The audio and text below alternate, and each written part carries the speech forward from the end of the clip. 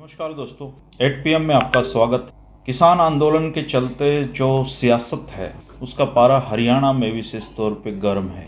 पहले इस तरह की खबरें आ रही थी कि सरकार को इससे खतरा पैदा हो गया है, ये समर्थन में है, वो समर्थन में है, गठबंधन सरकार डामाडोल है।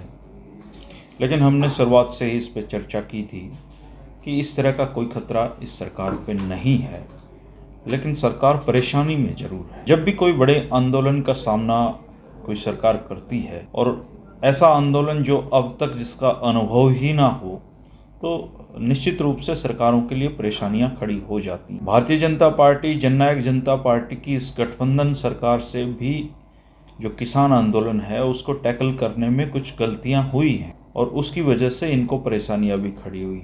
सबसे पहले तो जो किसान है उन्हें रोकने के जो कोशिशें थी वही एक स्टेप गलत हो गया, लेकिन चलो किसान दिल्ली पहुंच गए। लेकिन अब जो SYL है उसके लेकर भारतीय जनता पार्टी बहुत सीरियस नजर आ रही है। हालांकि सबको पता है कि ये पॉलिटिकल इशू क्या है, और ऐसे समय में जब किसान आंदोलन कर रहे हैं और मुख्य तौर पे वहाँ पे पंजाब और उसके बाद हरियाणा के किसान हैं, लेकिन तब भी बीजेपी SYL के मुद्दे को क्यों खड़ा करना चाहती है, इसके पीछे बहुत गहरे राजनीतिक समीकरण हैं।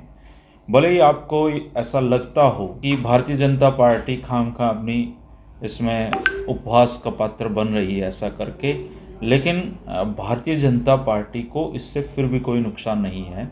आज हम इसी पे चर्चा करेंगे।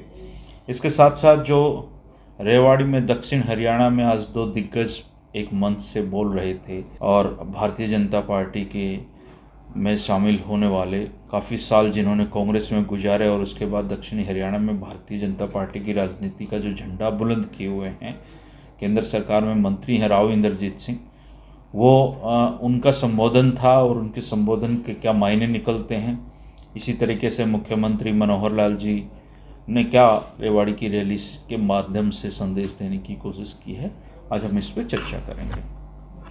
दोस्तों, सबसे पहले तो इस सवाल का जवाब तलाशने की कोशिश करते हैं कि भारतीय जनता पार्टी को SYL का मुद्दा उठाने से मिलेगा क्या। देखिए, पहली नज़र में सबको ये लग रहा है कि भारतीय जनता पार्टी एक किसान आंदोलन के पीक समय में इस तरह का मुद्दा उठाकर और इस तरह के मुद्दों को जनता के बीच लाने की, किसान एकता को तोड़ने की उनकी एक कोशिश है, लेकिन उनकी ये कोशिश सफल नहीं होगी, ऐसा लोगों में एक परसेप्शन बन गया है। लेकिन क्या आप समझते हैं कि भारतीय जनता पार्टी के जो लीडर हैं वो, उनको इतनी सामान्य सी भी समझ नहीं है कि लोगों में ये मैसेज एक जाएगा।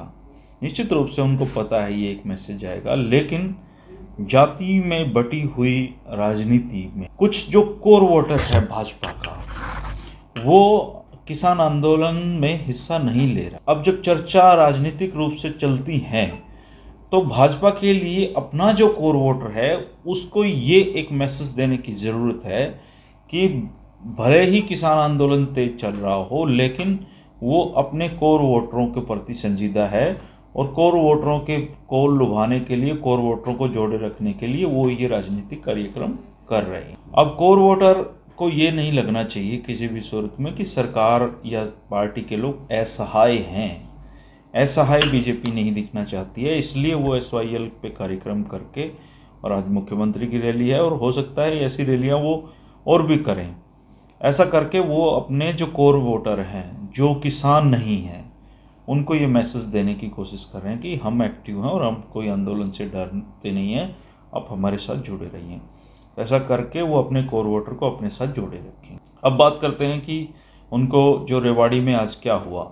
रेवाड़ी में राव इंद्रजीत सिंह जी ने काफ़ी लंबे समय के बाद मुख्यमंत्री के साथ मंच साझा किया है और उन्होंने इस मौके का पूरा फ़ायदा उठाते हुए एक किस्म से दक्षिणी हरियाणा के साथ साथ खुद की भी ब्रांडिंग करते हुए कहा है कि सरकार को तो वही चलाते हैं, उनके बिना तो हरियाणा में सरकार ही नहीं बन सकती है।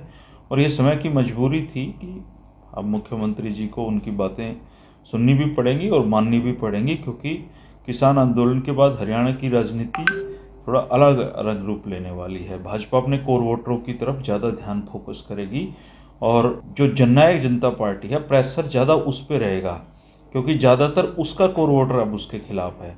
भाजपा को उन कोर वोटरों का बहुत ज़्यादा असर पड़ने वाला। दक्षिणी हरियाणा का पानी आएगा नहीं आएगा इसका जवाब तो शायद ही कोई दुनिया में, इसका जवाब तो शायद भगवान के पास भी ना हो, लेकिन इस मुद्दे को भारतीय जनता पार्टी फिलहाल जिंदा रखना चाहती है और इसी मकसद से दक्षिणी हरियाणा को चुना। देखिए, जितना भी किसान आंदोलन में पार्टिसिपेशन है अभी तक पूरे हरियाणा में, उसमें ज़्यादातर जो 90% पार्टिसिपेशन है, 99%, वो तराई क्षेत्र का है, जिसका आज गुड़गांव की रैली में भी जिसका जिक्र हो रहा था। राव इंद्रजीत सिंह ने तो एक किस्म से वो उनका व्यंग्य ही था कि हम तो दक्षिणी हरियाणा वाले तो आपके साथ हैं, लेकिन ऐसे कार्यक्रम अब तराई क्षेत्र में करो जहां ऑलरेडी पानी। तो हरियाणा में भी 2-3 हरियाणा अब बनेंगे कि ये तराई का, ये सूखा हरियाणा है। तो दक्षिणी हरियाणा का जो पार्टिसिपेशन है आंदोलन में बहुत कम है और भारतीय जनता पार्टी ने पहले दक्षिणी हरियाणा के किले को ही थोड़ा संभालने की कोशिश की है। काले कपड़ों का वहाँ पे खासा पुलिस ने ध्यान रखा था, लेकिन इसके बावजूद 1-2 लोगों ने विरोध करने में वो कामयाब रहे। और आपको शायद याद होगा, जो पुराने लोग हैं, एक बार मुख्यमंत्री जो बंसीलाल जी थे उनको किसी ने काले झंडे दिखाने की कोशिश की, तो उन्होंने कहा भाई मैं तो काले दामन देख देख के बड़ा हुआ हूँ, तो मैं इन काली कर्तनों से नहीं डरता। तो ऐसे मुख्यमंत्री मनोहर लाल जी ने भी कहा कि उनको भी अंदेशा था कि एक काली कर्तन वाला एक आध कोई मिल जाएगा, और वो इन बातों की परवाह नहीं करते हैं। तो ये राजनीतिक चीज़ें हैं, राजनीतिक बातें हैं, इसमें सबको, इस दौर से सबको गुजरना होता है। लेकिन दक्षिणी हरियाणा को भारतीय जनता पार्टी ने सबसे पहले कवर किया है। ऐसे अब कार्यक्रम क्षेत्रवार जो राव इंद्रजीत जी की सलाह है उसको मानते हुए मुझे लगता है कि भारतीय जनता पार्टी भी अपने कोर वोटर्स को संभालने के लिए ऐसे कार्यक्रम करेगी। रेवाड़ी जो नगर परिषद का चुनाव है उसका वो जननायक जनता पार्टी के कोटे में हो गया है, तो उनके समर्थन में भी उन्होंने रैली की थी। किसान आंदोलन के साथ साथ जो अब निगमों के चुनाव हो रहे हैं वो भी भारतीय जनता पार्टी के लिए एक बड़ा चैलेंज के रूप में सामने आ रहा है और आएगा भी, क्योंकि ये चुनाव शहरी क्षेत्रों में है जहां भारतीय जनता पार्टी अक्सर दूसरी पार्टियों पे मजबूत दिखाई देती है। तो इनके परिणाम जब आएंगे उसका विश्लेषण तो होगा, लेकिन भारतीय जनता पार्टी जहां एक तरफ लोग किसान आंदोलन में जुटे हुए हैं, भारतीय जनता पार्टी नगर निगमों के चुनाव को बड़ी तेजी के साथ उन पे काम कर रही है। और उसका पीछे भी वही कारण है कि उनका जो कोर वोटर है वो शहरी क्षेत्र में है, देहात में नहीं है। हालांकि बीजेपी देहात में जो पिछले 3-4 साल में देहात में काफ़ी अच्छी पकड़ उन्होंने कायम की है, लेकिन फिर भी उनका कोर वोटर शहरी क्षेत्रों में जाना जाता है। तो जो ये SYL का मुद्दा है, ये भले ही एक नज़र में ऐसा लगता हो कि ये भाजपा इसको उठाकर उपहास उड़ा रही हो अपना, ऐसा है नहीं।